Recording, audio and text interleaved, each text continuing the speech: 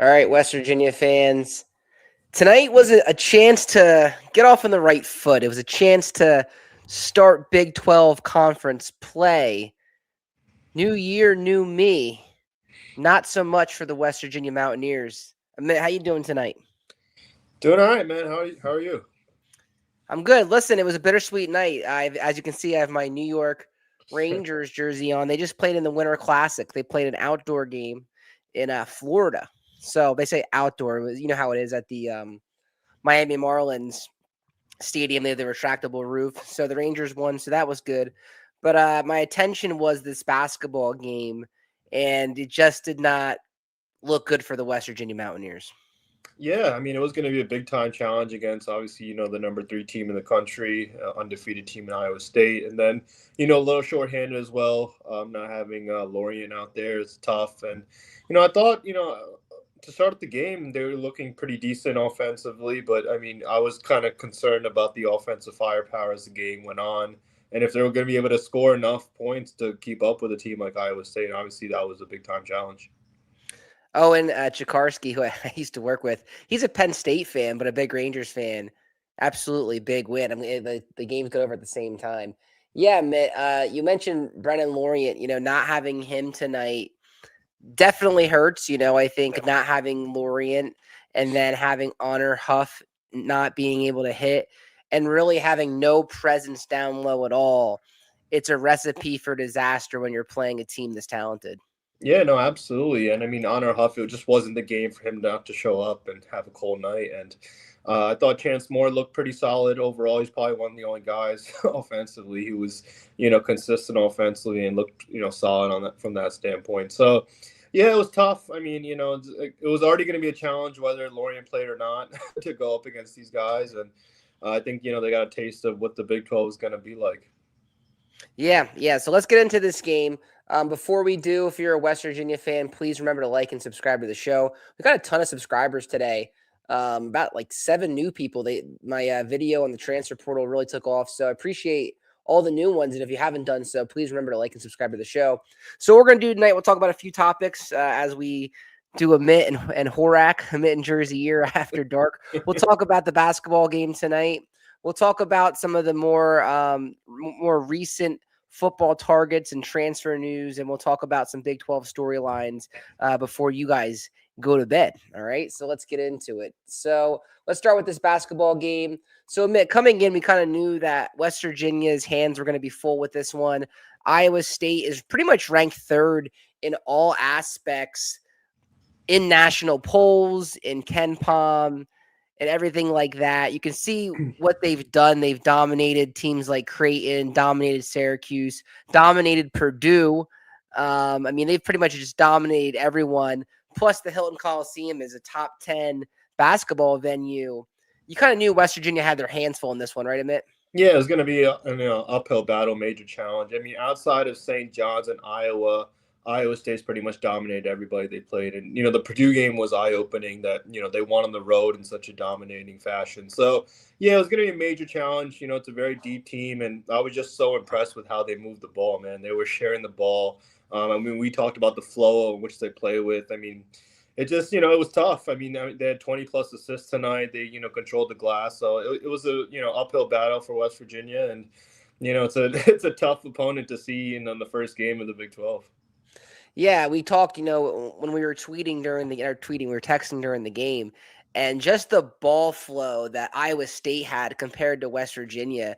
But it just seemed like West Virginia had a tough time creating their own shot, and when they did, just abysmal from 3-point range. Let's go through the box score here. So you can see field goal percentage 53% to 43%.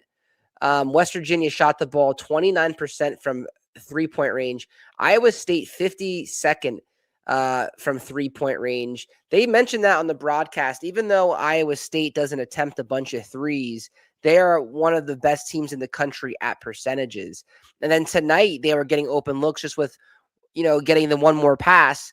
They attempted 25 3-pointers tonight. And then, just a really in that area, West Virginia lost that game alone, even just looking at 3-point chances. I mean, anything stick out to you as far as the team comparison goes from tonight's game? I mean, I would just say the assists. I mean, the way we talked about the way Iowa State moved the ball, making the extra pass, and just getting easy baskets by the rim as well. I mean, they're just a very smart team, very deep team. I mean, yeah, they were shooting the ball lights out in the first half as well from three. So, and then the rebounding. I mean, they were getting second chance opportunities, just crashing the glass and getting offensive boards. So, yeah, it was a tough challenge. I mean, they had a number of players scoring double figures. So, yeah, very, very difficult. I mean, just I was concerned with how West Virginia was going to do offensively if they were going to keep up with a team like this. And then outside of Chance Moore, DJ Thomas came on a little late. But other than that, I mean, just was a tough night overall, and it's not going to get easier obviously as the Big 12 goes on. But I mean, you need to get consistent scoring from some of these guys. I mean, we've seen it in spurts, but it just you don't know night in and night out who's going to be able to perform on a consistent basis, which is very difficult in this league. Yeah, I think my biggest concern with this team right now is just they have no presence down low. Yeah. Harlan Obioa, 2 points tonight, and the 2 points that he scored, it almost looked like he didn't realize that there was no one within 6 feet of him. They passed it to him, and he looked around and was like, "Oh, maybe I should dunk this." Yeah. And I don't know. Not to be hard on Harlan Obioa, but I just feel like, man, you're a 7-footer, and I just don't feel like he plays aggressive enough down there as he should be. And I think we're missing a presence down low. Is that a fair assessment of Obioha at this point? Yeah, absolutely. I mean, it's so hard to win the Big 12 when you don't have an inside presence. And I mean, there's a lot of great guards and, forwards as well. But I mean, you definitely need some sort of spark in there. Whether it's, I mean, it doesn't always have to be scoring too, just rebounding, making things difficult on the defensive end. And it seems like we lack in that, that department on this team kind of right now. And, outside of that pick game, I mean, it's been a tough, kind of campaign for him. But overall, the whole team. I mean, I think the whole team needs to step up. Really, outside of Chance Moore, I mean, we really just haven't had a consistent group thus far. Yeah, I mean, they're. I mean, I'm actually surprised at the points in the paint that we actually scored 26. I'm sure Chance Moore had a bunch of his points were in the paint. He's the only one that seems like he can elevate and score in the paint. Obioha attempted 1 field goal tonight. That's just not going to get it done. That's not how you're going to get to the line. And when you don't even have a presence down low, then you're going to defend the 3-point arc, and you're not going to get open looks. And I think that's one thing that is hurting this team right now. Morris Ugusek only played 2 minutes tonight. He's really seen his minutes cut. Just overall, just a lot of concerning things for this team. And I think a lot of it is the flow. Browns and Beers said must win Tuesday. Feels like the best chance of not starting 0-4 in conference play. Let's look at Tuesday's slate real quick. I actually have it up. Yep. Let's look at this. Cincinnati, yeah. Cincinnati. A lot of former Mountaineers on that one. Kerr Kriisa and JerseyEER Harris, right? Yep. Yeah, that one Tuesday night at the Coliseum. Yep. Yeah, if you're a West Virginia fan, get there. Yeah, I think not to put must wins or anything on here, but I think it's definitely an important game. You want to get this thing going in the right direction, especially if you look at the future games coming up after that Cincinnati game, Kansas and Houston right after that. And then you have Arizona lingering too. So yeah, we want to get any win we can get in the Big 12 will be important. I think at this point, just to get the camaraderie of the team back, because you have not beaten a solid team all season. Is that safe to say, Amit? Yeah, I mean, they don't have a quad 1 or quad 2 win. I mean, the best win that they have is Pitt. And, the teams that, they had an opportunity to play, in the quad 1, quad 2, those opportunities, they lost those games and, they had chances to win. So, yeah, I mean, they don't really have, that signature quality win. I think Cincinnati is very winnable. You're at home. I mean, they're 8-5. They lost to Eastern Michigan this year. So, I mean, that's telling something. But they also played Clemson pretty tough. They lost to Xavier, who West Virginia's played. And they lost to Louisville. I mean, no shame in that. So, I mean, it's a winnable game. I think you're at home. If we get Lorient back, I think that'll help tremendously as well from an offensive standpoint. So I think you do need to have that one, being that Kansas and Houston are going to be two, major challenges after that. So we have a comment from Kilbalal 4149. Iowa State plays great team offense and defense. They really move the ball around to an open shot. Yeah, you could just see the camaraderie and the flow of the offense. I mean, it was like 1, 2, 3, open look, and the guy would just shoot it and keep his arm up and splash. It was just a thing of beauty. So they're a reason they're ranked number 3 in the country. I mean, if you look at the first half notes that we had here, West Virginia actually hung pretty tough in this game early on, Amit.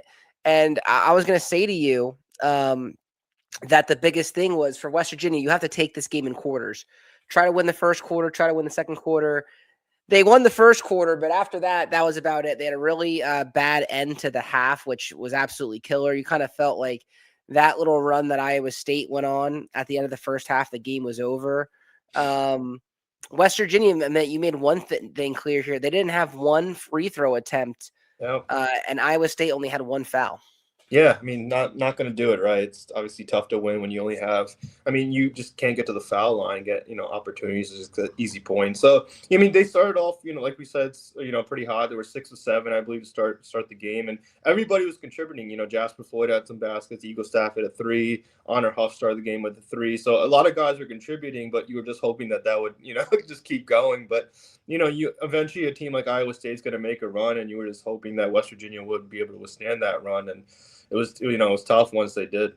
I even thought Eagle Staff in the beginning was going to get it going, but then sometimes, man, Eagle Staff just looks like he's lost out there. He's like not up for like the big moment. It's like it's weird. Like he'll hit a couple threes and then he just can't keep the momentum going. This is one of those games I actually wish he had more than 4 field goal attempts. I mean, he went 2 for 4, but I mean, when Honor is struggling, I mean, where's the offense going to come from outside of Chance Moore? I mean, Chance Moore with 7 of 13, but yeah, Eagle Staff 2 of 4. I mean, this is one of those games I'll live with him, shooting a lot, because you just need the offense. You really do. Yeah, there's just times he just seems like jittery. Like the one time he had a chance to cause a turnover, ball went right through his hands, or then he got stuck in the corner, had a really bad turnover. I don't know. It just hasn't clicked for him in big games. He's done it against some smaller competition, but it hasn't clicked. And clock's ticking. We're into the new year now. It's conference play the rest of the way. Amit, anything in your second half notes that you want to get to that we haven't touched on before we kind of move on? Yeah, I mean, I think we touched on a lot of this. I think, moving forward, they just need to find an identity offensively and find, consistent scoring. When, certain guys are just off, who's going to be the guy that steps up. And then, I mean, I think Chance Moore right now, he's kind of solidified himself as the most complete guy on the team. Just the way he's looking. I mean, he's aggressive. He gets to the basket. And, he was extremely efficient tonight. Probably the only guy who kind of was, to be honest. Yeah, absolutely. I'm getting one thing loaded up here. I forgot to I have some tape for tonight on this running back from Kentucky. So I want to just get this loaded real quick.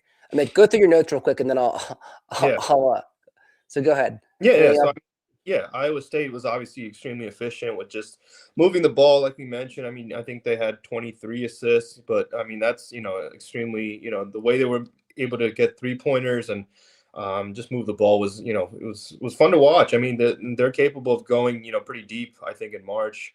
And then, like we talked about, they controlled the glass. But, I think this is more about West Virginia and trying to figure things out as we move forward here with Cincinnati coming up, a winnable game. And then, against some of these big-time opponents that they're going to have coming up in the Big 12, which is obviously extremely deep conference. So, tough result. But I think, you just have to, flush it and move on to Tuesday night.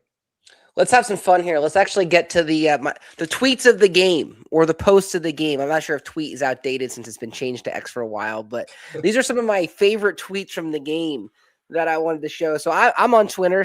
So if you are on this show right now, we have a lot of people on here right now. So if you are on here and you're not following me yet, definitely check out JerseyEER on Twitter. We've been gaining more momentum there. So overtime, McBee, he said Wi-Fi couldn't have went off at a better time. WVU Barstool said defensive team, and then he put like the Stephen A. Smith meme, like with his hands down, which is probably what we're all thinking. Blue Gold News said Milojevic apparently has COVID because WVU is refusing to cover him, especially at the end of that game. Yeah. Ryan Sports Card said WVU baseball, please save us. So I'm sure people are thinking about that. And then the funniest tweet of the game came from Ear College Sports, and it said, "Get this absolute crap off my screen. Where is the WVU game?" So they had to postpone the West Virginia game like 10 minutes because there was like virtual golf going on at that golf league. And then he said by the end of the game, put the golf back on. which is just so. I'll tell you what. There's one thing I enjoy, and that is watching the Twitter have live takes to the Mountaineers. Another comment: we are going to take some lumps this year. No offense to anyone, but I honestly think the stage is too big and the lights are too bright. Things happen when a lot of guys move up from lower levels. Hey, I think that's a fair point. Maybe we didn't add enough. And thank you for the comment, Brian. Maybe we didn't add enough power forward guys because I don't know. It's tough to say. It's tough to project. I know that in big moments this year, this team has had a chance to close out games, and they have not had the ability to do that. I think too. Once the crowd got involved tonight, that we weren't able to answer. Is that safe to say, Amit?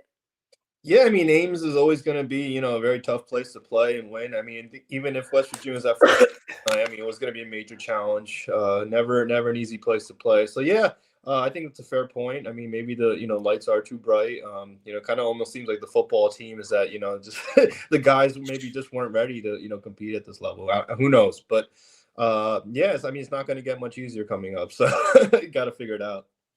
Amit, you want to talk about some transfer portal recruiting? Let's do it. Let's do it.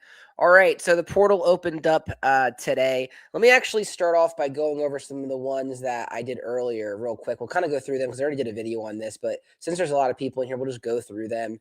But before we start, let's go through the recent departures. Rodney Gallagher, Asani Redwood, Jalen Henderson, Jordan Scruggs, Noah Braham, BJ Hendrickson, Jordan McCants, Keenan Eck.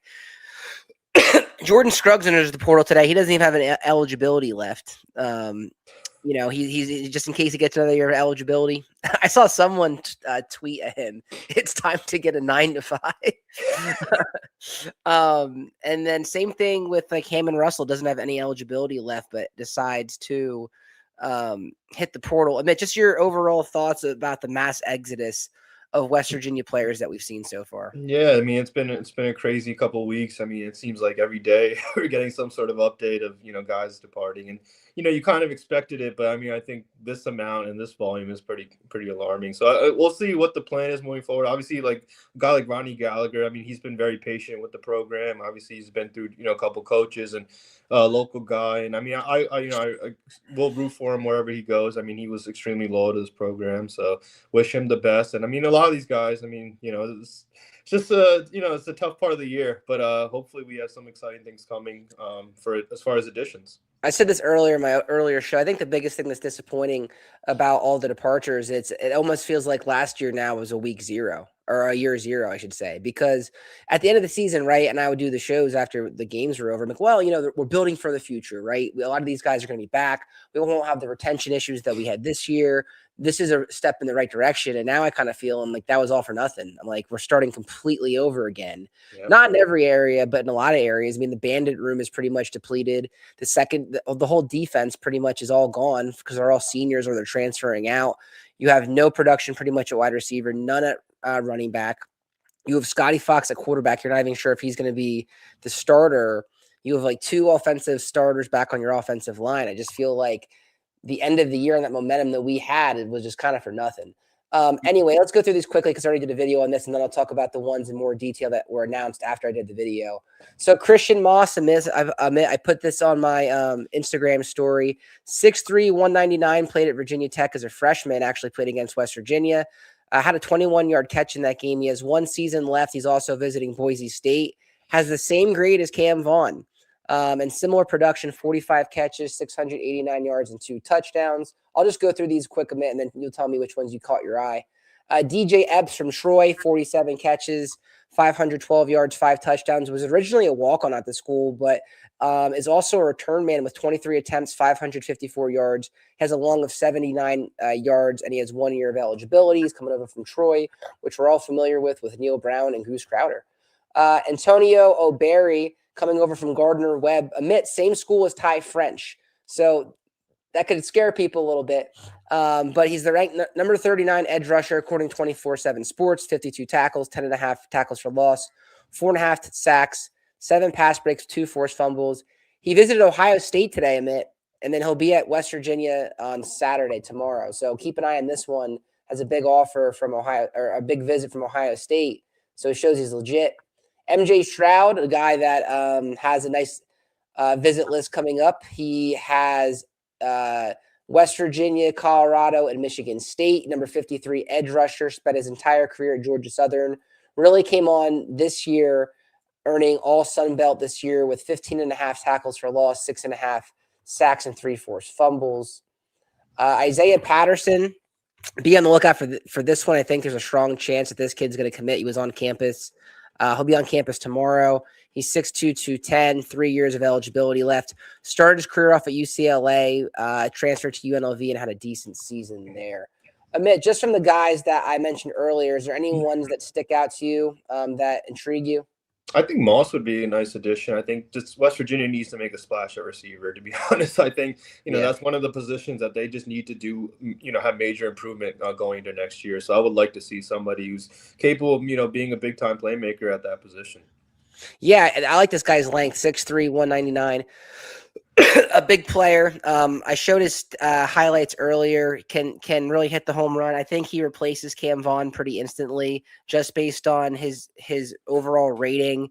And if you're just right now trying to plug players in, I'll take this guy for sure. So he'll be visiting us in Boise State, it seems like. All right, let's get into more detail on the guys that I haven't talked about yet. And this all broke after I did my video. So this first one, his name is Johnny Brown. And he's another Georgia Southern guy. Georgia Southern all Sun Belt offensive tackle Johnny Brown has visits to Louisville, West Virginia, and Clemson. So I think that's a little bit encouraging, right? I know we have a lot of group of 5 guys and FCS guys that we're looking at, Amit, but you have to admit the offer list is good enough that if other people are interested, that should be good for West Virginia. Yeah, no, absolutely. And I mean, we mentioned, numerous times how offensive line is going to be crucial going into next year. So yeah, if you have a guy, with some power 4 interest, then I think it's a good thing for sure.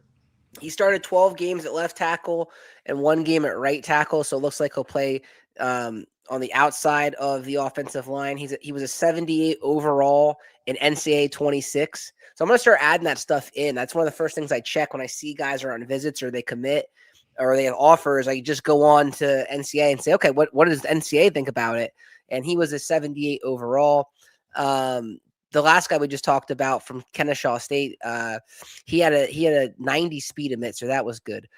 This guy's ranked 87th grade in the transfer portal. He's ranked the 34th offensive tackle. So Johnny Brown, all right, from Georgia Southern. So keep an eye on him. He has a visit. He's setting up a visit with West Virginia, Clemson, and Louisville. This next one, actually, I have film on this guy, Dante Dodell. He has played at a bunch of different schools. Oregon in 2023 only had 17 carries for 90 yards and a touchdown. But anytime you're getting recruited by Oregon, that means you are a legit high school product. And the fact that you got any carries at all in your freshman season at Oregon is impressive. Then he goes to Nebraska, who Amit as a team that you covered for a short while out there in Lincoln. 143 carries for 614 yards. Averaged 4.3 yards a carry and 12 touchdowns. So had a really big nose for the end zone, and then played at Kentucky, 112 carries, 560 yards, averaged 5 yards a clip and 3 touchdowns. Amit, 6'2", 227. I'm going to show us highlights from the few stops that he had at Nebraska and Kentucky, and then I'll give you your thought. We can talk about this as we watch this. So this is Dante Dodell. I love when the guys put the highlight video already on Instagram. It's very easy for me to chop up the highlights. So you can see the athleticism there. Yeah, man. The hurdle. And this guy, this is what hard edge football looks like here. Just get off me. So this guy doesn't have, I should have mentioned this. This guy does not have a visit set up yet. He entered the portal like an hour or two ago, but he's coming over from Kentucky. And Jay Boulware, who is the new West Virginia running back coach, coached him at Kentucky. So even though he doesn't have a visit or official contact yet, I would think that West Virginia is going to be in the mix for this guy. Yeah, there's some ties there for sure. So I like his style. I hope they're in the mix for this guy. Look at this. Yeah. Just the explosive, like, just give me the ball. He is a patient runner, but then when he can get north and south quick. Yeah, and there's going to be opportunities in the running back room now that, what's happened over the past couple of weeks now that, maybe some guys that we didn't think were going to be, in the portal, like Bowers, that was one that was kind of surprising. They 100% need a guy Yeah, that's played power for football totally. before to show them the veteran. This guy's been all over the place. I mean, can you imagine the experience that he would bring coming from Oregon, Nebraska, and Kentucky? I mean, look at the athleticism there. Yeah. Again, like I said, this is his best year. Probably was the year at Nebraska where he scored 12 or 12 13 touchdowns. touchdowns. Yeah, yeah. So yeah, I really liked his Nebraska film. Let's go see what he had at Kentucky. And again, just a disclaimer: he does not. I have not seen anything official. He just went into the portal a few hours ago. But I'd be excited if West Virginia was in the race here. And like I said, Jay Boulware, new running back coach, coached this guy this year. So you got to think that's a connection. So again, loves trying to like that mini hurdle. Yeah. Just love the patience here, find the hole, and he is off to the races. So has that home run ability too. But the way I'm looking at, watch this here, right? Patient, sidestep, jump cut into the hole, and he's gone. So I'm real excited about him. Amit, what are your last thoughts on him?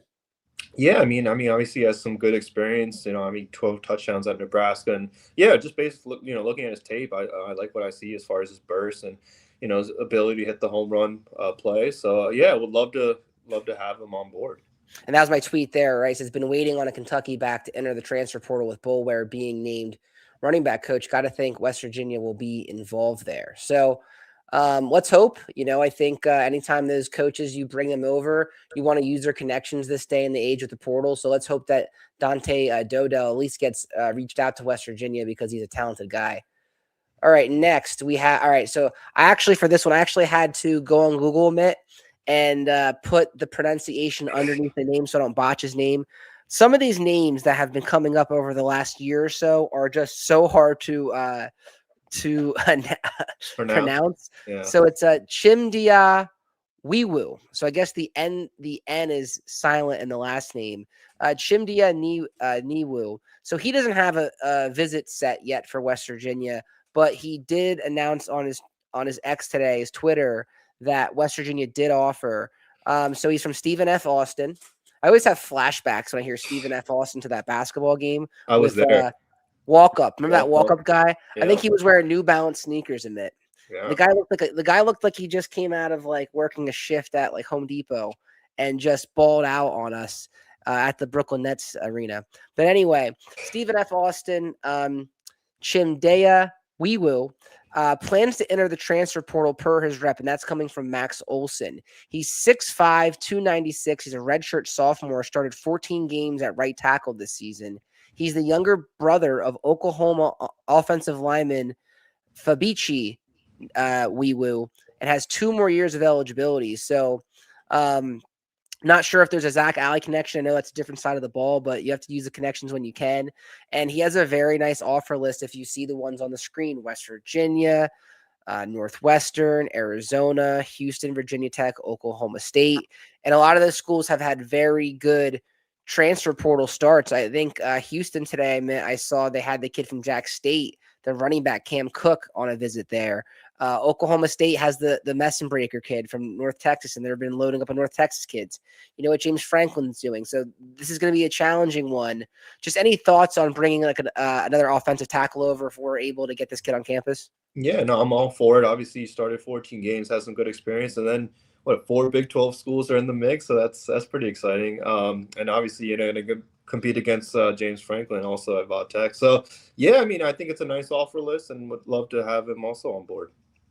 So before we change gears and talk about the other stuff, I want to talk to you real quick. Was today a little bit of a disappointing day for if you're a West Virginia fan? A little bit. I don't want to panic, right? Because they're definitely bringing in guys on the hush hush. You saw what they did in high school where they brought in like Matt Sig, who didn't even have West Virginia on an official visit and kept West Virginia out of his top 4 on offer day. He committed to West Virginia. So I'm sure they're trying to keep things tight-lipped too, and they don't want all these announcements going out of who's coming on campus because they don't want schools to swoop in. But based on some of the departures that we've had and the fact that I didn't see too many Power 4 guys, hardly at all, be mentioned with West Virginia on a visit, I was a little concerned today. Just your overall thoughts. Was it a little bit underwhelming for West Virginia today? Yeah, I mean, I was expecting to have some more information. I'm no insider or anything like that, yeah, I mean, you would hope they have a good plan moving forward. I'm sure they'd have some sort of plan. So we'll see. We'll see what happens. I think it's going to be fascinating in the coming days, and as we learn more about who's going to be additions to the team. So this is a live show. So if anyone, if anyone has any more information about anything, I'm just checking my Twitter now. That Patterson kid from UNLV said he just touched down in Morgantown, so he'll be on campus shortly. So that's exciting. The kid from UNLV that we talked about. All right, let's talk about some things around the Big 12, and then we'll get out of here, and you guys can go to bed. So I found this one really fascinating. Andy Kotelnicki. Let's talk about him for a second. So he's going back as an associate head coach at Kansas, I'm assuming to run their offense. He was a brilliant offensive mind at Kansas, did some amazing things with that program and Jaden Daniels, and goes to Penn State, was rumored to be interested, or West Virginia was interested in being the head coach here. They wanted West Virginia wanted him to leave the college football playoff early and come coach at West Virginia. That was the rumor, or that was if you wanted to be considered, you had to do that. He did not want to do that, so they decided to part ways and not even go forward with it. Really disappointing year for him at Penn State with all the ingredients he had up there in Penn State, but ultimately he comes back home to Kansas. Amit, is this a big deal for the Kansas Jayhawks? Yeah, I mean, I think they need to splash. I mean, we've seen surges of them, like kind of coming back from, where they were as kind of the doormat of the Big 12. But then, they started seeing improvement. And I think they kind of started taking a step back again, right? It seems like with all the expectation as far as, having Daniels and everything like that. And just seemed like they were going to make another jump, but they never really did. So I think it would help. It's going to help him. Obviously, he's familiar with the program, and he did some good things at Penn State, obviously taking him to the college football playoff semifinals and helping that team get there. So he's seen a lot of talent in recent years. So I think it's a good opportunity for the Kansas program and them just trying to get, some improvement as far as being a program. I'm sure whatever quarterback they're going to get in the portal is going to be like a clone of Daniels, because so this is big for Kansas. I think it's a good move for Kotelnicki. Go back to your familiar roots, get restabilized. I think he's a good coach. I think if he can replicate some of the things he did earlier in his career there, probably gets another chance at a big time job. So we'll see what happens with him there. But I found that interesting around the Big 12. Let's get to this guy, Avery Johnson. I never got your opinion on Avery Johnson, Amit. So Avery Johnson has had a fairly up and down college career, as you can see from his stats here. He announces that he has some unfinished business and wants to come back to Kansas State.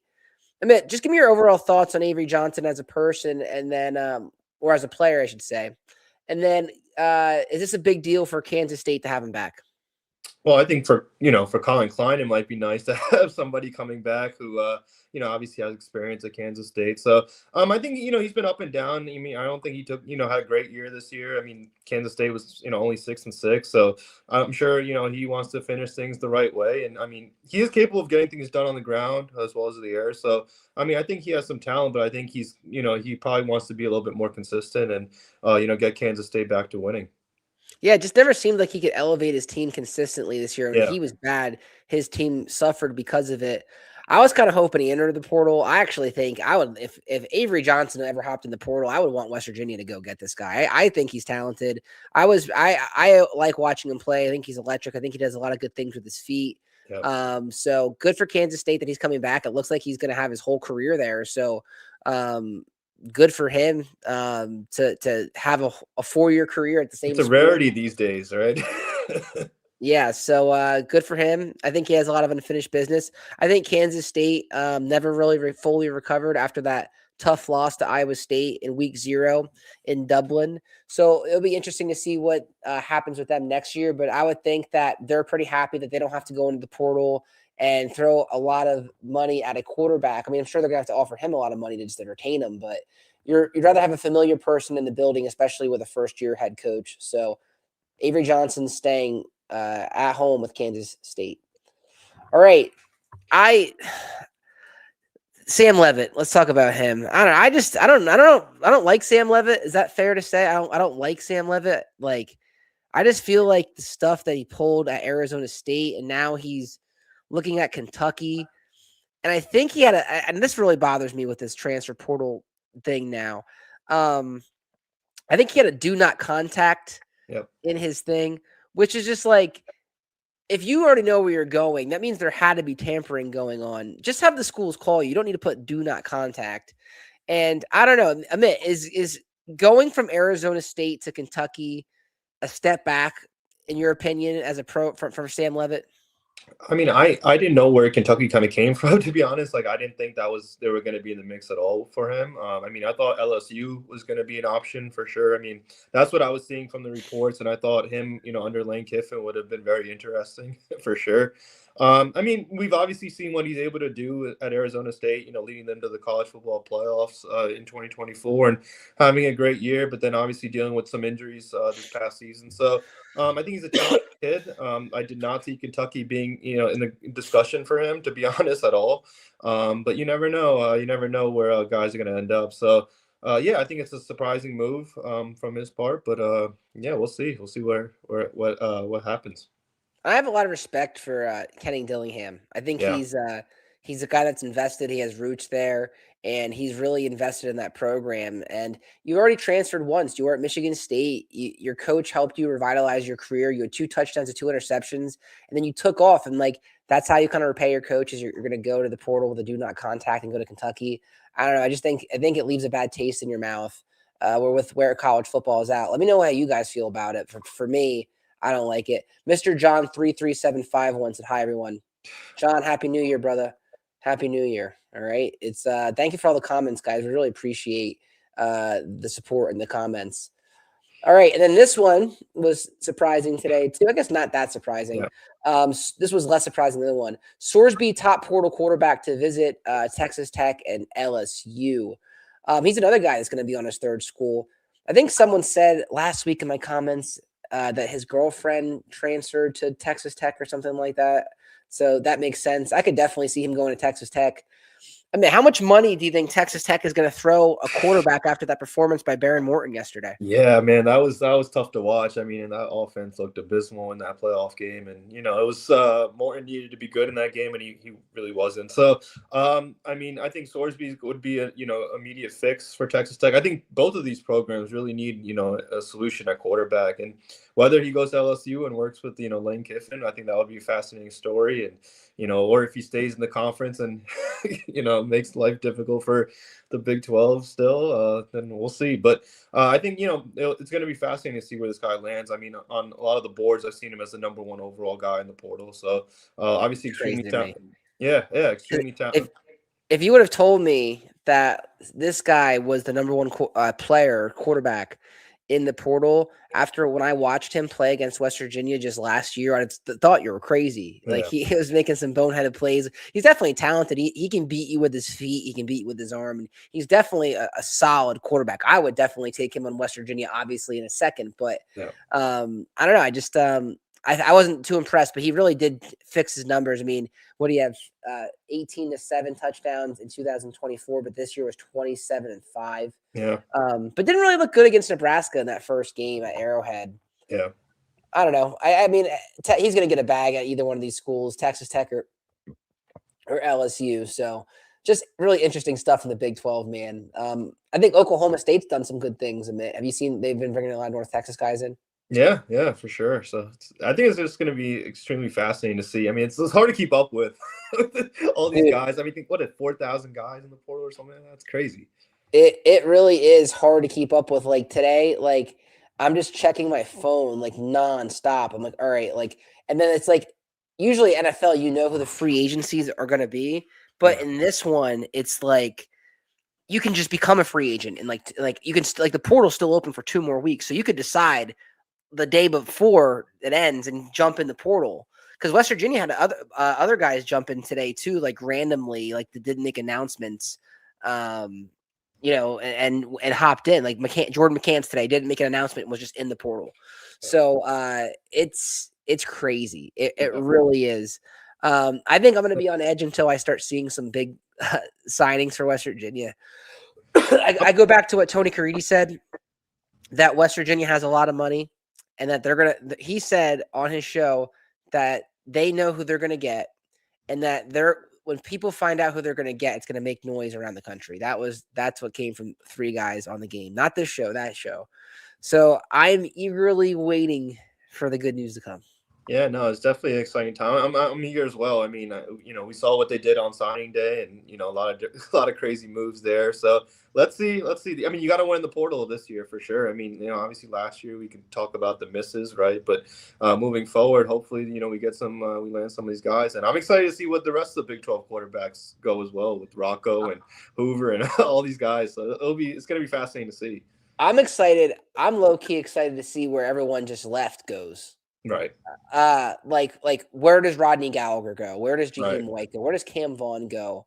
Where does Marshawn Oxley go? Where does Nico Markiel go? Yep. And I think sometimes that can speak volumes to the talent that you actually had on your campus, right? Sure.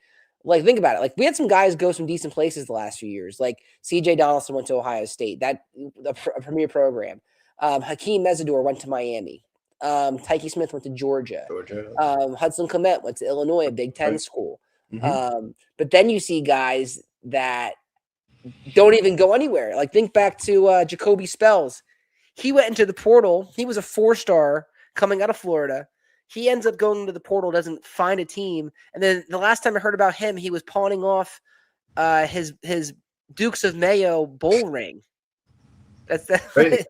He was a 4-star. You were at the Virginia Tech game. He had a pick 6. Yeah, I mean, it seems like you better have a plan these days when you enter the portal, right? That's what the name of the game is. Like, where does Sincere Bowers go? He's a guy that has 4.3 speed, but a lot of guys have that speed. He had 200 yards this year. Like, where does he go? Like, did some of these guys transfer out of the Power 4? Did some of these guys transfer out of Division I completely? And it's just interesting to see what happens. It's just interesting. And then even too, to admit, did you see that there were some players that were on our roster recently that transferred? Trey Lathan is no longer at Kansas. He was the leading tackler there. People aren't happy that he left. I thought it was cool. Josiah Trotter actually mentioned West Virginia and his he's going to the NFL. He is going to forgo 2 seasons and he's going to trace his dream of the NFL. And he said, once a Mountaineer, always a Mountaineer, which is pretty cool. I like when guys do that. Yeah. And then who else is in the portal? Oh, Johnny Williams from Missouri. Yeah. A guy that was pretty much had a starting spot locked up at a Power 4 school, goes to the SEC. A year later, you're in the portal, barely played at Missouri. Yeah. It just doesn't make any sense. Amit, we had a great show. We had a lot of people in here tonight, so I really appreciate it. The show is gaining a lot of traction. We appreciate it. So if you're a newcomer, definitely remember to like and subscribe to JerseyEER. We appreciate it. 6 minutes till midnight. Amit, what are your lasting thoughts on the game, on the portal, anything else that's on your mind? Yeah, I mean, I think portal season is going to be fascinating. There's going to be a lot of movement, and eager to see what happens with West Virginia. In the near future here. So it's going to be very exciting. And then with the basketball team, obviously, a tough one tonight, but Cincinnati, I think, is very winnable Tuesday night. I mean, if you have a must win in the Big 12, it's probably this one coming up. So we'll see what happens there, but. And then we have the college football playoff semifinals coming up very soon, next Thursday and Friday. So we have some fun matchups, man. I'm excited to see what happens with those 2 games. I gotta ask you, because you have the party roots. How did you spend your New Year's Eve? Not so much partying as much as I. You didn't get sneak down to the Jersey Shore? No, I was on the couch watching the Miami Ohio State game. So. I've been sick. I've had like either the flu. I've been sick for like 2 weeks, and I finally feel good today. But I was out for the count during that, so I just been watching, not leaving the couch much, watching the college football. What a way to start off the new year. Anyway, guys, I really appreciate you. Amit really appreciates you. Like I said, spread the word about the show. We're definitely growing. Please remember to like and subscribe to the show. Have a great night. Let's go Mountaineers. We'll talk to you guys next time.